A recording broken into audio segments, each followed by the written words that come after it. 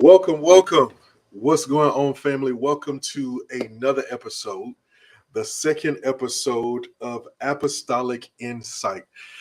Thank you so much for being here. To all of you who were here with us last week, man, I cannot tell you how grateful I am just for the response and the feedback that we have received. Man, we received such amazing feedback from episode one. We had more than 1,000 of you go over and be a part of that episode and a part of the launch. And we just want to say thank you. I am really, really excited because I think what we did and what we talked about last week and some of the conversations that we had online and offline really, really reveal that there is a heart to understand what's happening in the church and to understand what we can do about it. And so tonight we're going to continue in that conversation. For those of you who missed us last week, we had a conversation concerning the death of the small black church. And we talked about many things that are leading to and accelerating that death. But we also talked about how we as a church can come back to the original design and the original blueprint of what God has called us to do. And so tonight we want to continue in that. Tonight, we want to take it a step further. We want to continue to move this thing forward so that you understand the power that God has given us to continue to make a difference. Before we get started, there's a couple of things I want you to do. Number one, I want you to drop in the chat your name and your location and maybe even the name of your church. If you're a church leader, let us know where you're from. I want to shout you out. I want to say hello to you. I want to reach out to you and connect with you. Also, if you would take a moment and click share. When you share this, you help us to take this message that we believe is so valuable and so important to the body of Christ. You help us take it to the rest of the world. So if you're on Facebook or or X or whatever platform you're on, click share. If you're on YouTube, I want you to click share it to your Facebook page. You can share it, text it to some other pastors. Maybe you're in a text group with a group of other leaders who are in your association, your district, your state convention, your national convention, whatever it is. I simply want you to share it with them so that they can be a part of the conversation. I want to assure you that what we're going to be talking about tonight, I think it's going to be so relevant because we're talking about where did all the preachers go? We're going to be diving into a discussion around why we have fewer leaders than vacancies. We right now have more vacancies in the church than we have leaders to fill them. It is taking some of our churches a year and 2 and 3 years to find a pastor. And by the time they find one, the church has been decimated so much that it's not much there for someone to take over. And so we're going to be talking about that tonight. So let us know who you are and where you are watching from. What's up, B-Dog, Brandon Davis? Good to see you, man. Hope Center in Baltimore. Good to see you, my brother. It has been a while since I've seen your face in person, but good to see you. Good to see you, Bible Way Church of Sumter, Pastor Rush. I know who that is. I can't see, for whatever reason, I can't see names on Facebook. But if you shout out your church, in your city, I may know who you are. So I know that one for sure. So thank you so much for being here and for connecting with us. All right.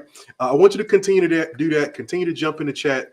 Continue to let us know who you are, the name of your church, your city, as we go. I want to dive in. All right. I want to jump into this because there is some real, I think, honest conversation that we've got to have around the church, around where the church is. And we talked about this a little bit last week, but I want to continue in it because here is the reality. The church is not just shrinking, it is aging. All right, let's talk about this. The church is not just shrinking, it is aging. And because it's aging, one of the things that's happening is that we're not replacing leaders fast enough. And that is true on a couple of fronts, on two different fronts, that is true. Number one, it is true on the front that we have some leaders who are holding their post far too long. Now, I know that's a delicate topic. I know it's a topic that is somewhat taboo, where we don't want to say that out loud because we don't want to be the ones to force leaders out, to push leaders forward. But it is the truth of the matter. In so many things we do in our lives, it is clear when we come to a point where we are beyond our season of grace. where it is supposed to be the time for us to tap that next leader to come in. And I do realize that it's harder to do, and we're going to talk about that. We're going to deal with that, but that does not change the reality that we have many leaders who are staying in their post too long. And because they're staying in their post too long, one of the things that's happening is that in their hearts, they're saying, I want to stay and I want to fix it and I want to rebuild it so that I actually have something to pass on. That is what I believe is coming out of the heart of many of these leaders. That is what I believe is the genuine desire of many of these leaders. But one of the things that is happening is that that desire to fix it before you pass it along begins to break it down. Here is why. This is something, a quote from Ben Franklin, I think is so relevant. He said, you cannot fix a problem with the same thinking that created it. And while many leaders have a desire to repair their current situation, build it up, and to strengthen it before they pass it on to the next generation, the truth of the matter is that their assignment may have been completed. You know, one of the things that I see often, and I want to generalize, I want to throw this at everybody, but one of the things that I see often is that many leaders from the previous generation were builders. They were builders. And so much of their assignment was to build a home for the church, whether that was to build a facility, whether that was to build a culture, build ministries, build a reputation. They were builders. And what happens is once a builder finishes building, it is a huge transition and a huge shift to try to figure out what to do next. And so one of the things that we're seeing is that we are seeing that the church is aging because there are many leaders who are staying in their post too long. They're staying too long. But here is the second part of that. The second part of that is not only are there too many leaders staying too long, there are not enough leaders to replace them. That's the other side of the coin. There are not enough young leaders, prepared leaders, and I better preface that. I don't want to just say there's not enough leaders. There's not enough prepared leaders to replace the senior leaders that are going out. As a matter of fact, it's been predicted for some time, and we are finally living in it. It has been predicted for some time that we were coming into a crisis in the church because as the boomers retire and they go on to be with the Lord, we are losing somewhere around 25% of our pastoral leaders. And as we lose that many leaders, and I know sometimes you hear that number, 25%, but you cannot fathom that that is thousands. That number represents thousands of pastors who are either retiring, leaving the ministry, dying because of their age, and we do not have enough leaders to replace them. And so here is my question. Where are the preachers? What kind of leaders are we looking for in the season in which we live? Right. And I want to pose a few questions to you. We're going to talk a little bit. I'm going to share some of the things that the Lord has put on my heart, that the Lord has been dealing with me about. But as I share that, one of the things that I want to do is I want to engage with you and I want you to engage with me. And so I'm going to pose a couple of questions in front of you, and I want you to answer them in the chat to spur the discussion. And so the first question that I want to put before you, I'm going to put on the screen is this, simply put: do you think the Black church is doing enough to develop future leaders? Is the Black church doing enough to develop future leaders? I want you to answer that in the chat.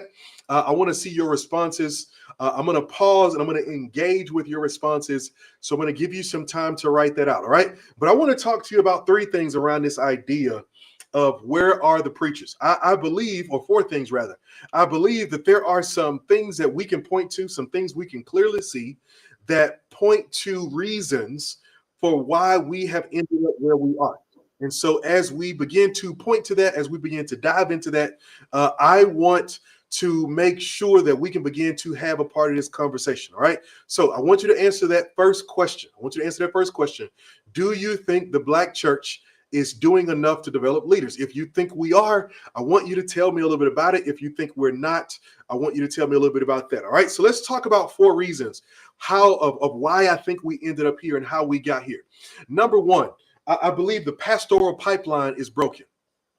The pastoral pipeline is broken. The reality is that I grew up in an era where in the church I grew up in and many of the churches that I was around, the associate minister was a common thing. It was common for a strong church to have leaders around them, for strong leaders, for strong pastors to have multiple leaders around them. They had many people around them. They had associates. They had at some point youth pastors and different things of that nature, people who were developing.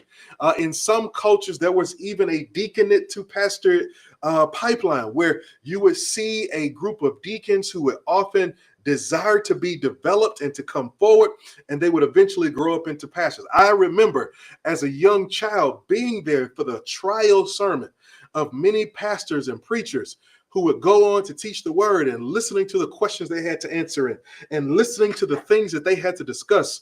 And it was such a life-giving experience because it taught me what the responsibility was really going to be about. And so one of the things that we saw is that we saw this pipeline where there were leaders in waiting who were waiting for their turn. They were being discipled and developed. I even remember that when I was growing up, our associate ministers would preach from time to time. They would have specific moments and specific times where they would have the opportunity to bring the word and to share and to do these different things. And I believe that in our modern context, a couple of things are happening.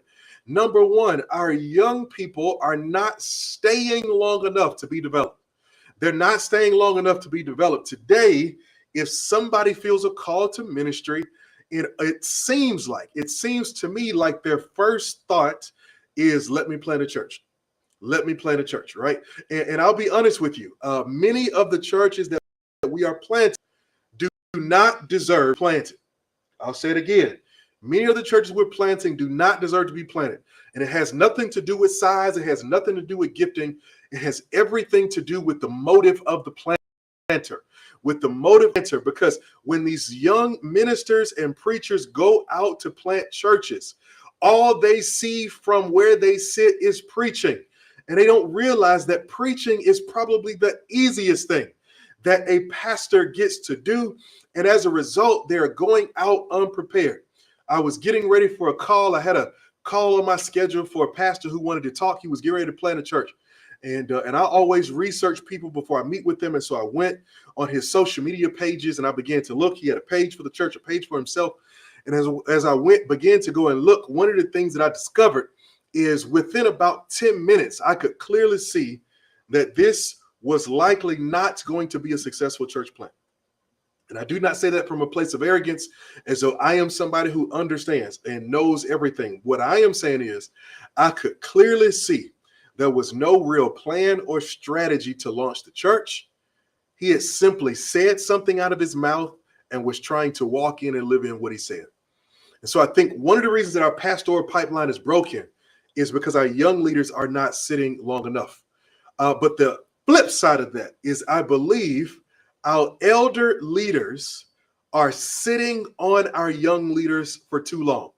They're sitting on them for too long. And another way of saying this is, I believe as senior leaders, if you are a senior leader, you have a responsibility to actually develop the young leaders that God has sent to you. You've got to make sure that you are making sure that you are developing them. I heard Bishop Noah Jones say something a couple of years ago, and it has stuck with me. I've never forgotten it. He said, in the church, we've got to learn that we cannot sit on chickens the same way we sit on eggs. My goodness. He said, you cannot sit on chickens the same way that you sit on eggs. And that blessed my life, because really what he was saying is there is a season where you must sit and you must incubate an egg until it is hatched. But once it is hatched, it needs to move. It is curious. It has things that it wants to explore, things it wants to learn, stuff that it wants to do. And we've got to give space to those leaders that God sends to us. And I will say, they're not always young. Sometimes the people that God sends around us, they've been around for a while. They're not young, they're not new, but we've got to give them a place to go. And so a couple of things we've got to watch out for in this is we've got to make sure as older leaders, our older leaders have a plan. And then that you don't don't wait too long to get a plan, and don't leave too early without a plan. Right? We've got to make sure we do that.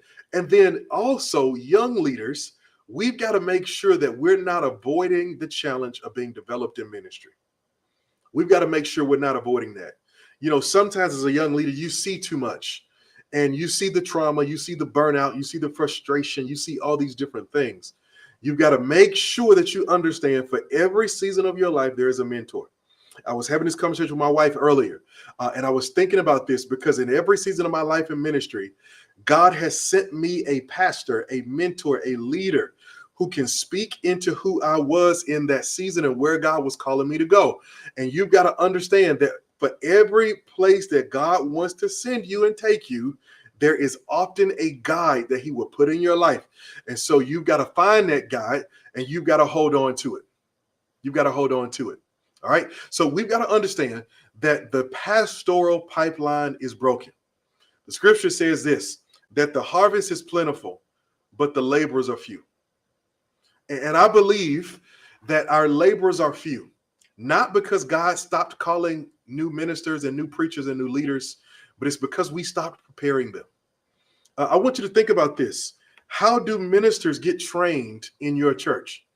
How do you train ministers in your church? Because the reality is that somewhere over the past 20 years, the Sunday main stage became too big of a place for ministers to be trained.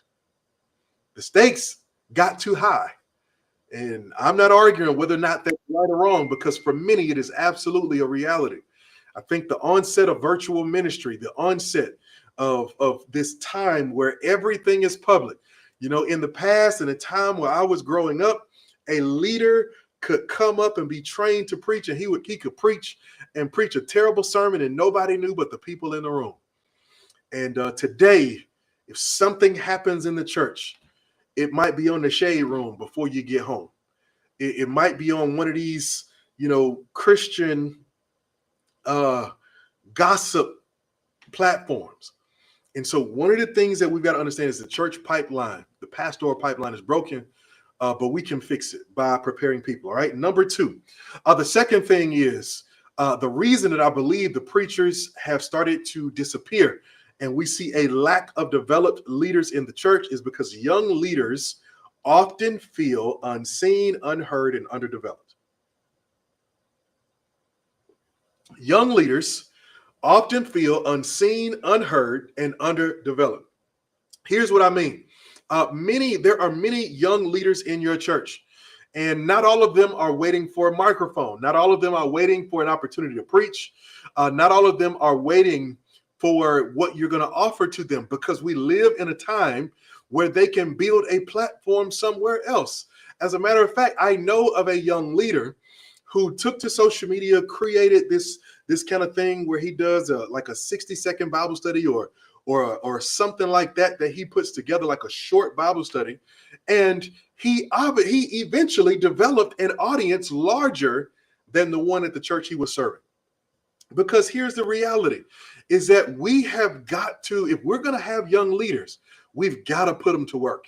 I don't know about you, but I have young kids, and it is unrealistic for me to ask my 6-year-old, my 7-year-old, hey, go in there and sit down all day and don't move, right? Because youth, the nature of youth is that it is packed with energy. It is packed with the ability to do. As a matter of fact, that's one of the things you lose as you get older. You lose the ability to really do some of the things that you want to do. And some of us who are growing and moving forward can tell you, even in my early 40s, I can tell you, I've been trying to work out and train my daughters for the last couple of days. There are some things I used to do I can't do no more, right? And because with youth, your focus and your energy is different. And one of the things that we've got to realize is that we cannot just expect the young people that God sends to us to sit down and do nothing. We have got to find a space where we can develop them. Now, here's what I hear you saying. Like, we want to put in the work. They don't want to do. They want to do it. Let me tell you what they're looking for. All right. This is important. We've got to understand that young people don't just want correction, they want coaching. Now, hear me. If you're an older leader, if you're a leader who's above 50, I'm giving you the game on the next generation. With the next generation, language is huge. Language means a lot. Language is not just saying things the way we've always said them. Language matters. And it's not just correction that the next generation seeks, it's coaching. Because when you are coaching somebody, you're on the same team, you want them to win, and you are invested in their development, because as a coach, the success of your players leads to the success of your program, leads to the security of what your job is. And so coaching is a huge part of what needs to happen, which means I'm going to stand by you, I'm going to stand close to you, and I'm going to walk you through where we're going. I think we've got to be careful, right? In some old school eras, it's not about coaching, it's about correction. It's about just telling people what they did wrong and what they need to get it right and what they can't do. And Pastor, here's where you have to be careful. Even if it's not you, it might be the culture of your church to bring correction to young people or to new people without bringing coaching. And so here's another thing that our young leaders need. They need the space to fail forward. You need to understand they're going to make some mistakes. I'll never forget, I had this conversation with my wife some time ago. And when I had this conversation with my wife, I was talking to her because I remember one Saturday morning, I got tired of getting up to fix cereal for my little young daughters. And so I said, listen, I'm going to show them how to do this. And so I went in the kitchen and I showed them how to pour the cereal. And I said, look, I'm going to let them do it on their own. And so they came in that next Saturday. I said, y'all can do it. Just fix the cereal how I told you. I put the cereal on the counter already, get the milk and pour the cereal.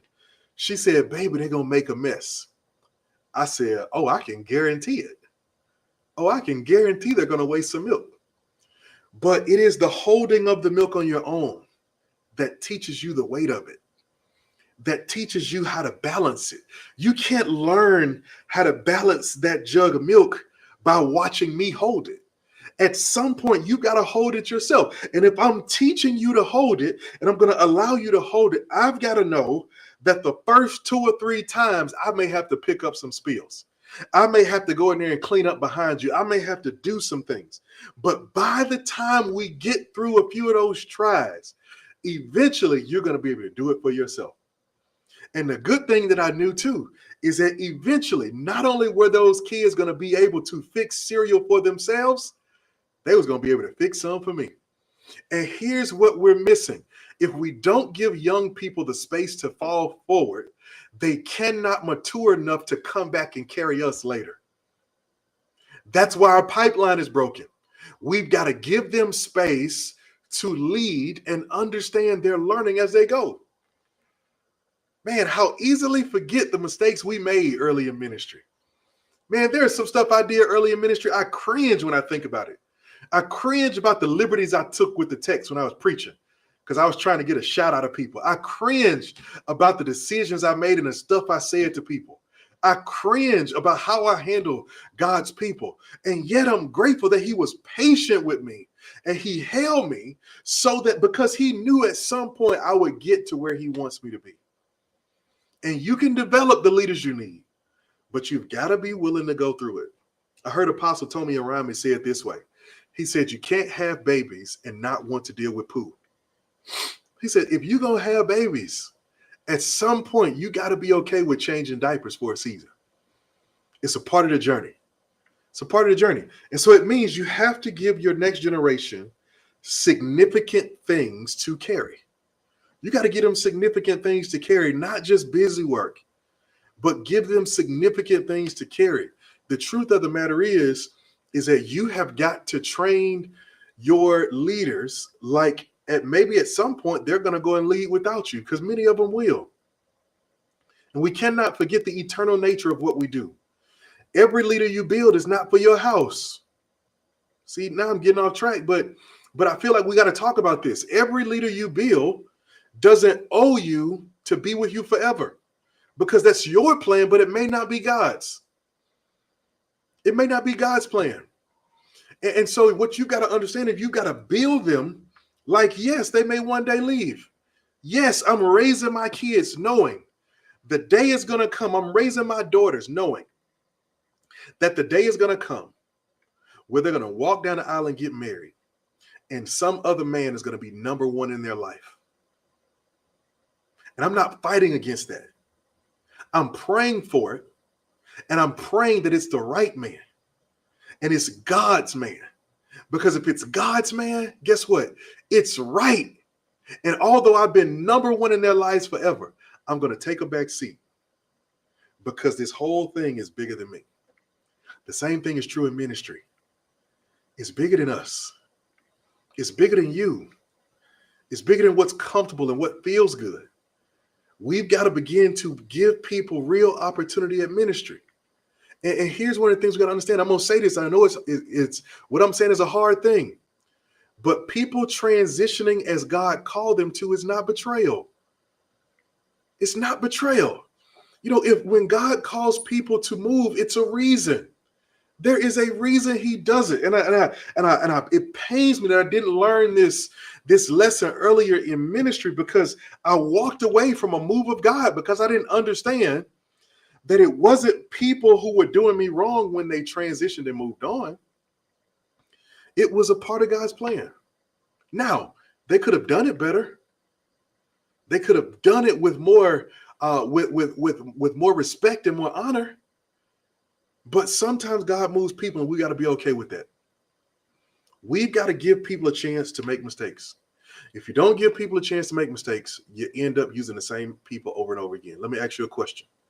Have we created a ministry culture where leadership only gets passed down to the clones?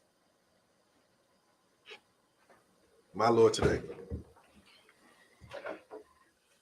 Have we created a culture where the only way to be a leader is to be a clone? All right, listen, number 3, let me tell you, let's talk about this. All right, where the preacher's going? How do we get here? Another thing, number 3, we've got to learn to reimagine what leadership looks like. We've got to reimagine what leadership looks like. All right, we've got to reimagine what leadership looks like. All right, before I go to that, I want to give you your next question. I want you to answer this question. All right, what do you believe is pushing young people away from ministry?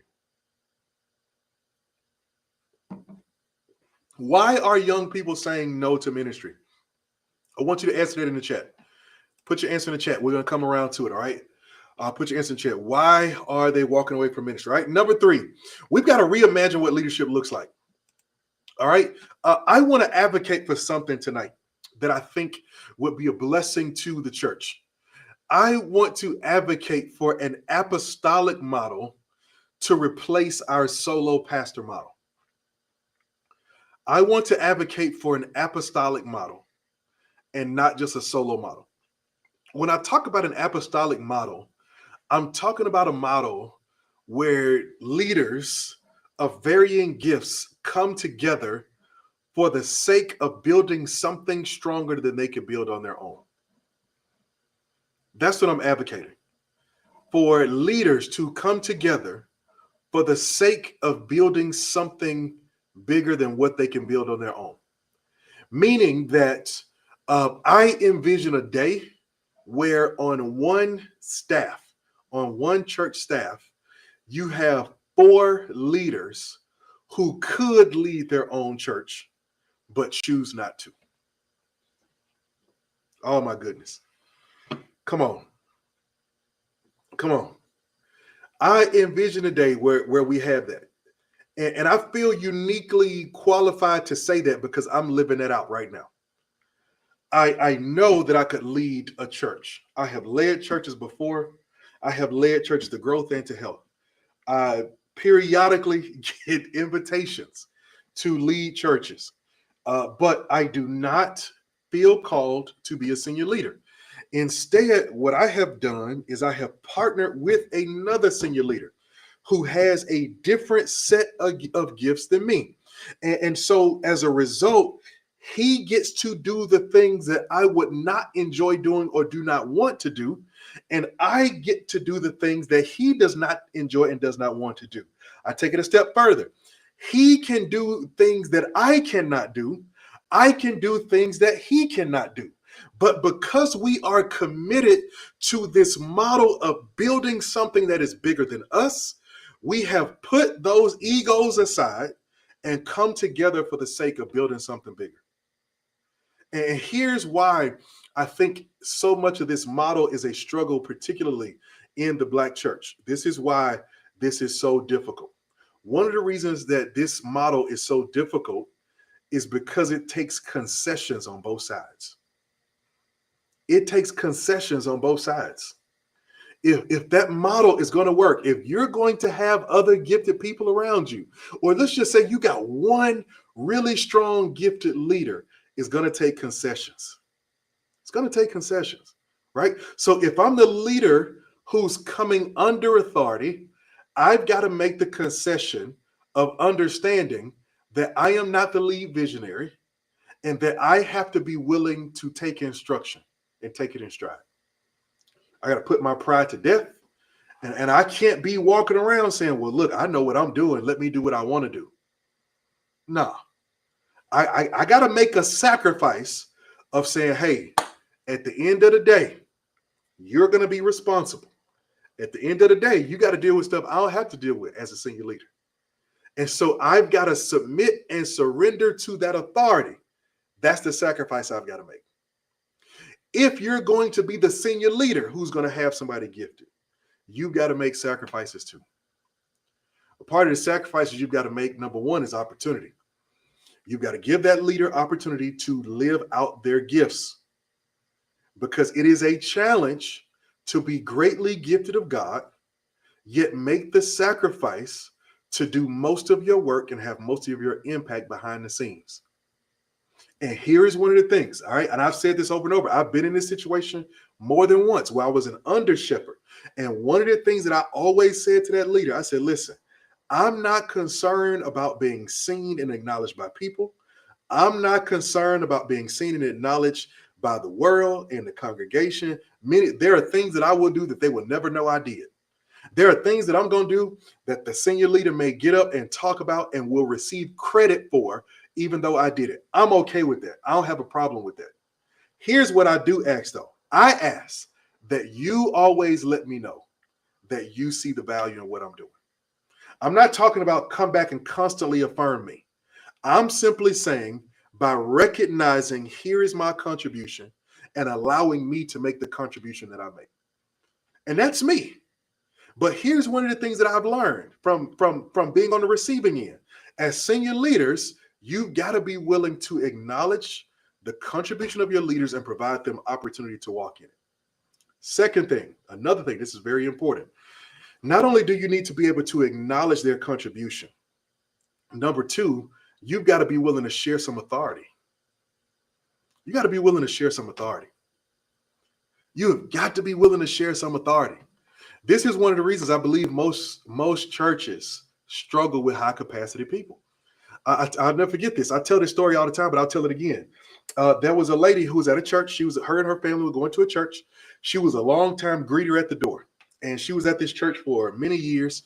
One day, she sent a letter to the pastor that their family was leaving the church. They were going to find a different church. And the pastor was shook up. One of the reasons he was shook up, because she was one of the biggest givers in the church. She was one of the biggest tithers in the church. And so when he saw, he was like, man, we need to figure out what's going on. She's always on the door. She's a big giver. Why is she leaving? She comes in. He calls her in for a meeting. She comes in. He says, man, look, I got your letter. I hate to hear that you're leaving, but I would love to just hear why. You seem like, I know you were at the door. You always greeting.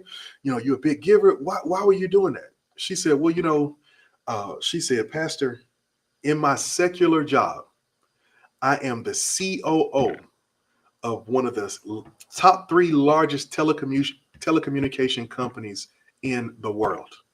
I'm the COO, which means that I run and I oversee all these operations.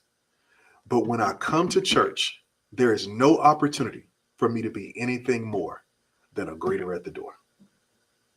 My Lord, today. And he couldn't say anything. He was flabbergasted. And really what this woman was saying was, I've got all these gifts and all these talents over here, but I don't have no space. I don't have any space to live it out. And here's what you've got to realize is that if you're going to have gifted people around you, you've got to be willing to share authority. Now, there are other things that undergird that. How you lead is important, how you communicate, how you build relationship, all those things, because a lot of the things that we often throw out as our horror stories and our fears and what if they do this and what if they do that, many of those things are can be alleviated with the right systems and with the right connections and relationship. I talked to our pastors about this not long ago, but too often as leaders, we assume that the people closest to us got it. We assume that they're all right when they're not. And as a result, a lot of the stuff that comes up because we don't check on the people closest to us. We make assumptions about them, right? And we watch the congregation and all that kind of stuff. But really, when the enemy can't get to you, he goes to the ones closest to you. And you could avoid a lot of what you think are your Judases by just making sure you stay connected and keep in touch with what's going on with them. But that's neither here nor there. Y'all not going to get me off track, all right? You got to make sure. I want to invite you to consider this apostolic model. All right, I want to just a couple of things I want to throw at you. All right, how could you use digital shepherds in your church? How could you use digital shepherds? A virtual pastor, somebody who is pastoring the people who is watching your live stream. All right, you got to create opportunities. You got to reimagine what leadership looks like. All right, how could you put to work your bivocational leaders? Like, what could you do with them that allow them to take the next step? Marketplace ministers, all these different things. You've got to make sure that you begin to move this thing to the next forward. All right, and so here's one of the things that I want you to think about is how can you make a shift from to a team-based model instead of having a personality-based model. You know, in a personality-based model, if you're not careful, you only promote the people you know and like. It's the people who stand out, the people who have the charisma. And the truth of the matter is some of your best leaders are behind the scenes, seemingly with no charisma, because they're not speaking up, they're not talking loud, they're not begging for the stage. And yet, if you mess around and ask them the right question, they will blow your mind with what's inside of them. I'll never forget, I saw this happen. I was on staff at a church and we were doing kind of a leadership cohort.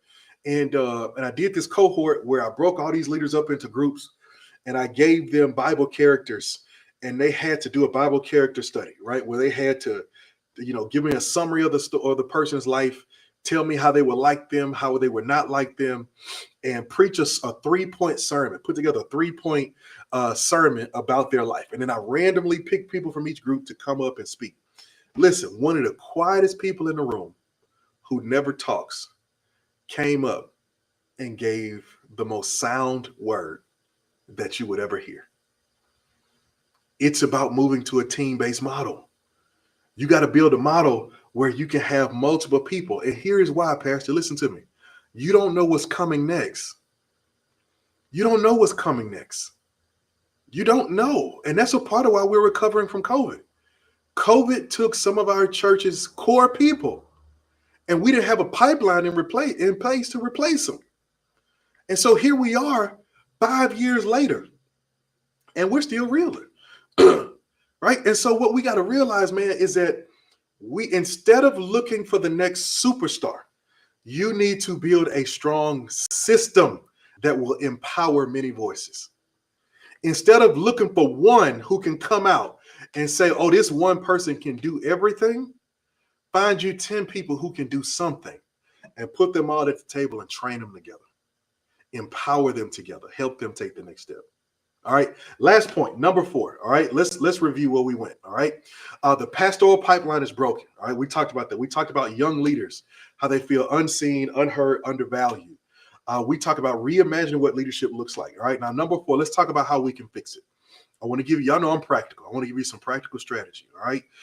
So how can we fix it? All right. Number 1, here's what we got to do. We got to start mentoring. Start mentoring. All right, I want to challenge you to do something different. One of the ways that you might be scaring people off is that when you invite them in, you invite them to work immediately. All right. And I know they want to work and I know they want to do stuff. But to be honest, most of our situations aren't organized enough to invite people into it. And it's not the work that scares them away. It's the disorganization of the work. And so you say, hey, can you come, help us out with children's ministry? Yeah, sure. Tell me what you got so far. I have nothing. That's a problem, right? That's different than saying, oh, can you come volunteer? That's even different than saying, can you come lead? That's saying, can you come and build? Can you come be the architect and the contractor? That's a whole different thing, right? And so instead of throwing people into the fire, if you're not organized yet, just start by mentoring. Start by mentoring. And you can decide the areas to mentor, all right? And here's a couple of ways you can mentor. Number one, you can do a preaching cohort. Hey, if you're here and you feel like God is giving you that there may be a call to preach on your life, and you're not sure, maybe you're really sure, maybe you're not sure, but you want to know. Well, guess what? I'm going to be doing a preaching cohort. I'm going to be doing a minister's small group, a preaching small group for 6 weeks. We're going to walk through some of the basics and some of the simple stuff around preaching and what it looks like. Start mentoring, shadowing. Hey, man, I got to go and do this thing, man. I wanted to see if you would come with me. Would you come ride with me to go do this thing I got to do? All right. All of those different things. Like, think about just the different ways that you can start to pour into the gifts that God has led into your church. Mentoring. Grab somebody under your wing. Tell them. All right. I'm going to tell you something. There's a book. I'm looking around, but I don't even have my books in here in this office. But there's a book called The Hero Maker. In that book, he talks about 5 conversations or 5 strategies, rather, to build leaders and to become a hero maker. Because his argument is that the biggest heroes are the ones who make heroes of others. All right. And so in that book, one of the things that he talks about, and I'm telling you this works, is having I see in you conversations. To go and intentionally find other leaders and say, hey, look, I see in you blank. Here's what I see in you. Here's what I see in you. Right? Because some of your best leaders are not going to volunteer. They've got to be called out. And not from the stage. They got to be called out one-on-one. They got to be called out individually. That's one of the reasons that many churches are struggling to get people to serve. Because in large part, the broad announcements don't work. In large part. What does work is that personal touch and that personal invite. So we got to start mentoring. Number 2, here's a second thing that I want that we can do to fix it. I want you to understand how you treat your current leaders is a billboard for how you will treat future leaders. Okay, but say it again. How you treat your current leaders is a billboard for how you treat your future leaders. All right. So for example, if I'm an aspiring youth pastor or I'm a youth pastor, I just moved to a new city. I was a youth pastor where I was, but my job moved me and I'm moving to a new city. I'm looking for a church. If I visit your church or I watch your church live stream and I hear you talking about, man, these young folks won't even do right. I got my youth pastor back here. I'm trying to keep him in line. He just all over the place. So, just be praying with us. Nah. If I hear you air him out like that, I ain't coming. Excuse my language, but I ain't coming. I ain't coming. How you treat your current people is a billboard for how you'll treat your new people. If you have gifted people around you sitting on the sidelines, my assumption is I'm going to be on the sidelines too. My assumption is I'm not going to be able to take a next step either. And so you got to make sure that you start to create time and space for your emerging leaders. Create time and space for them, right? Whatever that looks like, create time and space. Out here in the digital world, there are too many opportunities we can create. You can create opportunities for devotionals. You can create opportunities via small groups and discipleship groups.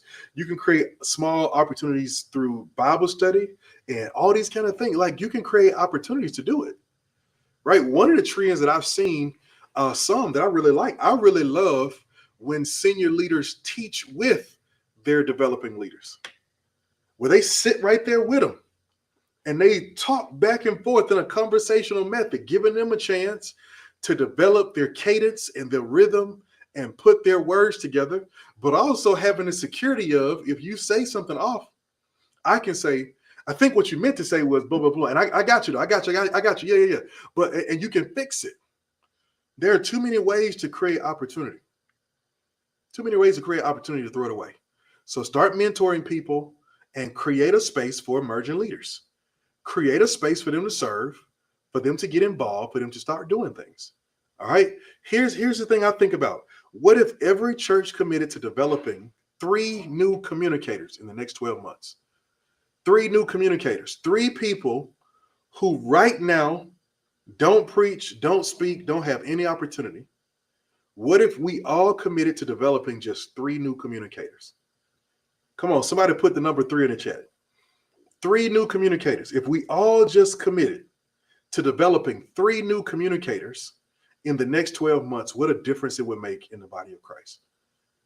3, just 3. All right. So we've got to do that. We've got to make sure that we're giving people a chance. All right. So let me close here. Here's the reality.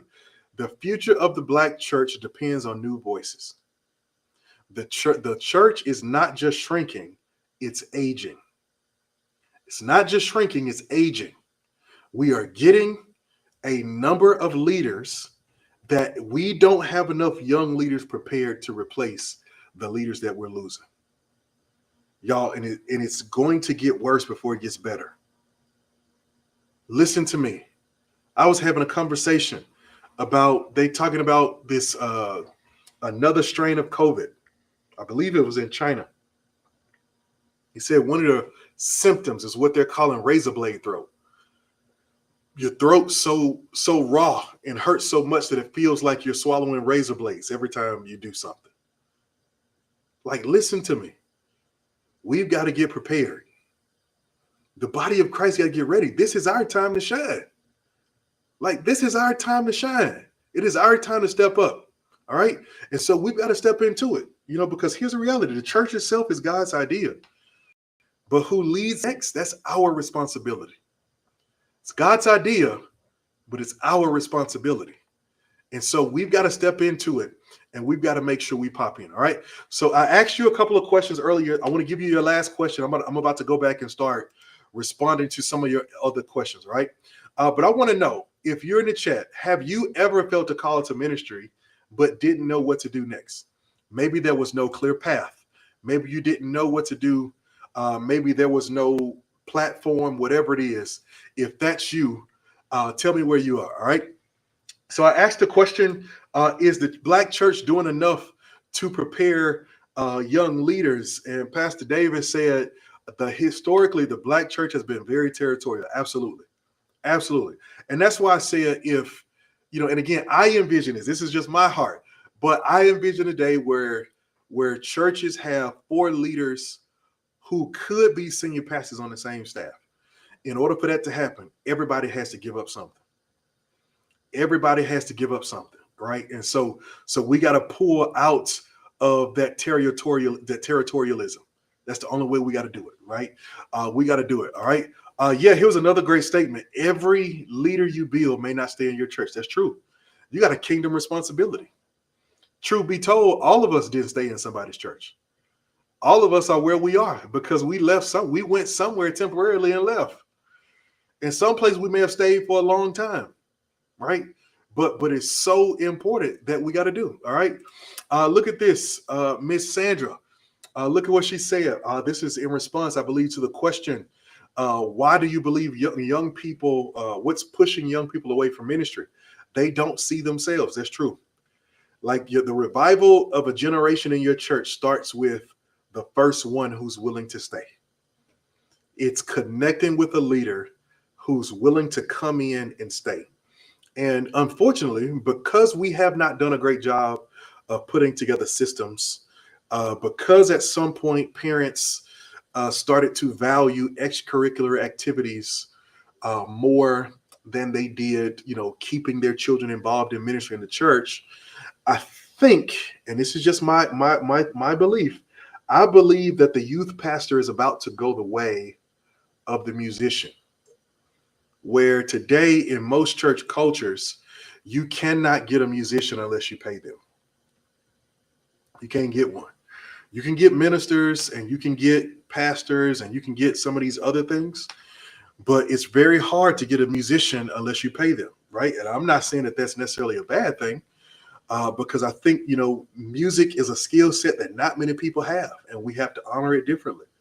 Well, I think because of the reality of where our churches are going, and because we're going to be lacking young people and be so desperate to reach them, I believe if we don't find a way to bucket soon, all of the youth pastors we have are going to be the ones that we pay, the ones we put on staff, and it's going to be their job to go out and do it. So again, you take that for what it is, but that's one of the things I see. Pastor Porter said young people don't see leaders as authentic in their walk with God, and that causes them to doubt God. That's true. We've seen that. I heard Kerry Newhoff talking about that earlier this week. He talked about how authenticity is one of the main things. Again, that's why I laugh sometimes when I see like conventions and convocations and stuff going on, because it's like they be preaching contests. And it's like those preaching contests are not relevant to the people we're called to reach. They're not. I had a dream a couple of last year, and it was a very jarring dream. But in this dream, some of it I remember, and I remember that a guy came and grabbed me, and I had on a polo shirt and some slacks, and he had on a full-out suit. All right, now keep in mind, outside, the city was in pandemonium. Some kind of drastic disaster had happened, and inside, this group of preachers was having their convention as normal. Like you go inside, you can't tell nothing was going on. Like nothing inside, not even a conversation reflected what was happening outside. And when I got in there, everybody was in their suit and they was documented up. What up, Doc? Hey, Doc. Hey, Doc. And we were talking. I was like, hey, man, do y'all know what's going on outside? And they were all like, what you talking about? I was like, man, it's pandemonium. They're like, oh, man, it'll be all right. I'm like, bro, like people are dying, man. We barely made it here. And I always had, and the point of the dream was that there was a complete divide between what was happening in the world and what was happening in the church. And a part of it is authenticity. Is that it doesn't matter if you can put together a good sermon that impresses other preachers anymore. It's, can you be authentic? All right, I'm going to tell you a practice I picked up in my preaching. For every point I give, I tell a personal story. Not just a story, a personal story. I tell a story that I lived, something that I went through, something that was my experience, because it allows me to connect with what I'm saying to the people, but it also allows the people to connect to me as a person. Right. And so I think that authenticity is huge. So thank you for sharing that, Pastor Porter. All right. Alicia, she says, we are implementing a skill evaluation every 6 months to give the leaders and congregation the opportunity to expose their skills. That's an awesome idea. I absolutely love that. Like you need some kind of inventory of who's in your church. Who do you have? I think that we ought to be matching up at the very least spiritual gifts in some kind of profile, in some kind of database, so that when we're looking for a specific leadership gift, we can just sort our data to see all the people in our church who have it. You need an administrator? Push a button and go see all the people in your church who have the gift of administration. Beautiful thing. Beautiful thing. All right. Yes, Latoya was echoing what I shared. The church is not just shrinking, it's aging. That's right. It is aging. That is true. All right. Pastor or Michael Williams, he says, church must visualize the incorporation of succession planning, establishing an environment for emerging leaders. Absolutely. We have got to. And that's one of the things I talked about at the beginning, man, is like, we are struggling to, we're fighting on two fronts. We've got leaders staying too long, and we've got young leaders not staying long enough. And again, there's so many things that go into it, but we've got to make sure that we begin to carve it out, man, and we begin to do it. All right. Sandra, she said, I believe my gifts are seen, but don't feel they even know what to really do with me. So it becomes difficult to allow me space to express my gifts. That is very true. And this is why I think when you choose a church, you have got to do some digging into the vision. I mean, it's great if you love the people. I think that's huge. It's great if you can receive all those different things. But for me, in this season of my life, when we were looking for a church, I was looking for somebody I could receive from and a vision I could support. That's what I was looking for. I was looking for a vision I could support and be a part of. And the truth of the matter is, not every leader is a visionary leader, and that's okay. That's okay. That's why I'm casting this vision for the apostolic model, where you have multiple leaders with different gifts who all sit at the table together. And yes, you have one senior leader. I still think that's important. I struggle with the elder-led model, where there's a team of people who lead everything, because I think I don't know that I've seen that model work often. I've seen it work once in kind of a bubble, but I've struggled with that model. But when you have at least one leader up front, I've seen that work many, many times over. And because you need a visionary in the bunch. And a matter of fact, you need multiple visionaries, because some leaders can have a visionary for the church, but you need somebody who has a vision for ministries. You need somebody who has a vision for developing people. And so it is really challenging sometimes, Sandra, to find a space to fit, especially, when God has called you with the peculiar gifts, and somebody like yourself who has a whole bunch of different gifts.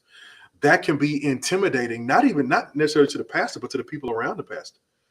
And so that's another thing that we can talk about that could come in the future. All right.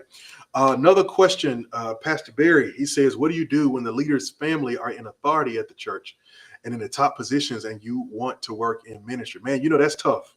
I think there are some spaces where people, unrightfully promote their family into ministry, right? And when I say unrightfully, I mean they're not necessarily gifted or called to it.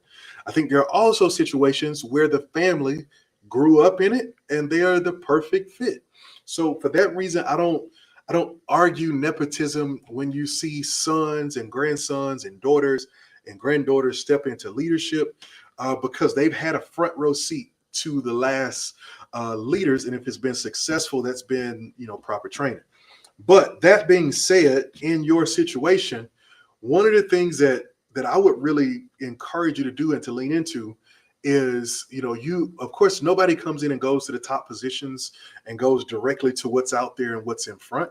But what I would encourage you to do is just get crystal clear on the area where you feel like you can make a difference, right? And maybe, I don't know your gifting, but maybe that's about the area that you feel most gifted in. Or if you're a chameleon, you're somebody with multiple gifts, another great thing that you can do is search for the areas where the church needs help and nobody is there.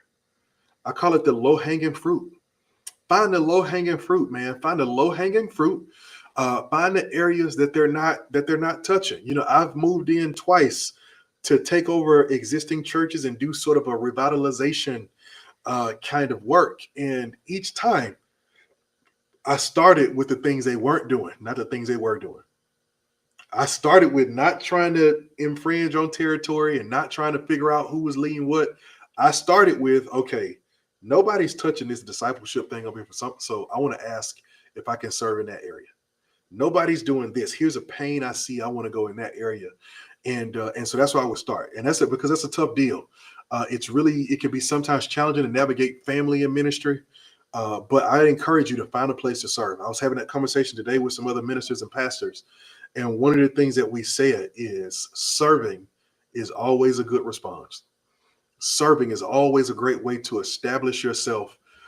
Because, man, I think when you serve and you serve from a pure place, man, the Holy Spirit will start to convict the pastor concerning you because you've been so faithful. And so as you just continue to stay faithful to what God is calling you to do, I think you open doors. So that's really, really good. All right. Listen, man, I'm excited about this conversation. Although it's a painful conversation, I believe it is one that is so, so, so valuable. It is so, so, so valuable. And I think it's one that the church has got to continue to have. And we want to continue to have it. And so listen, we've got a church in crisis. We're not just shrinking, we're aging. But we can start to move this thing forward, because the church is God's idea. It's God's idea, man. The church is something that God is all in on, but who leads in it is our responsibility.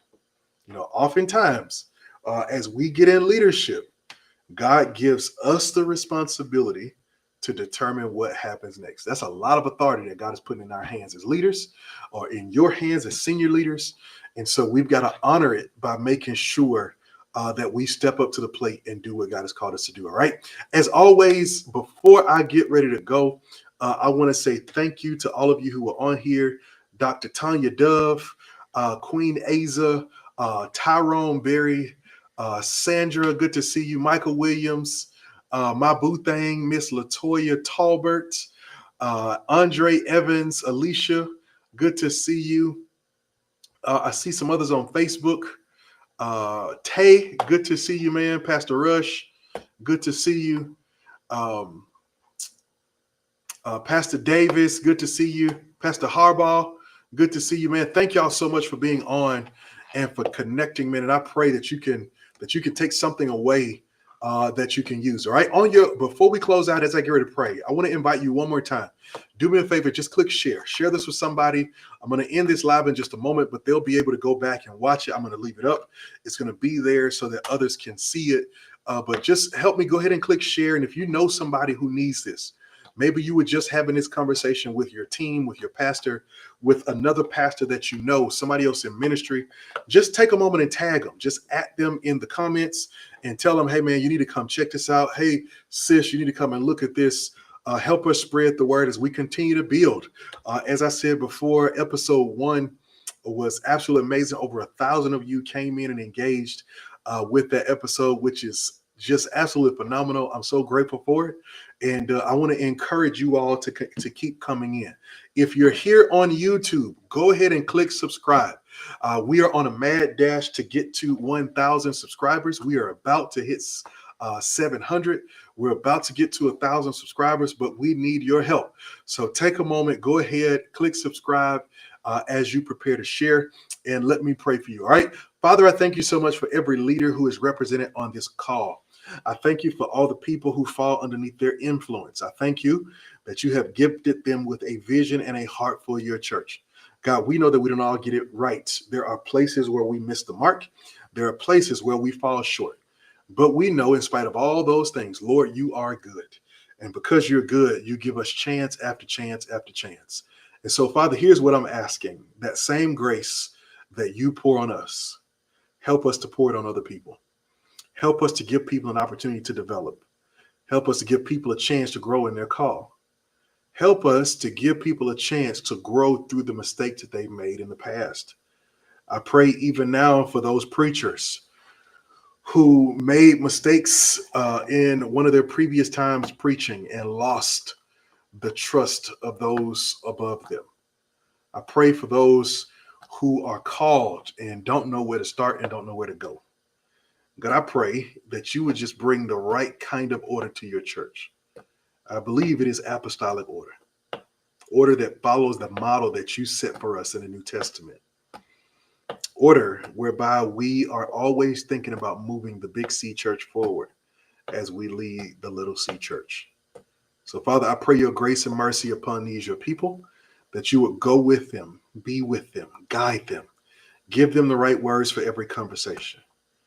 Plant them in the right garden, in the right soil for who they are and for what they are. Put them in soil that will benefit their production. God, just like oranges thrive in Florida and potatoes thrive in Idaho, put us in soil where we can thrive and be our best selves. Show us where we fit, that we may no longer be outcast, but that we might find homes in your kingdom, but also in the local church. Make us into churches you can trust, because I believe if you can trust us, you will send your people to us. Send, as we begin to build our nets and put our systems in place, send fish into our nets. We know that you are the God who talks to the fishermen, but you're also the God who talks to the fish. God, your church is in a crisis, but I know it does not catch you by surprise. So give us as your people the appropriate response that we might step up for the building of your kingdom. It's in Jesus' name we pray. Amen. Listen, I sure do appreciate y'all. I love y'all. Hope that this has been a blessing to you. I look forward to seeing you again next week. Stay tuned. I'm going to get ready to drop our topic for next week. We're going to stay in this rhythm around the church, around the Black church specifically, and we're going to dive into it some more. All right. Listen, I appreciate you, and I look forward to seeing you next week. Peace.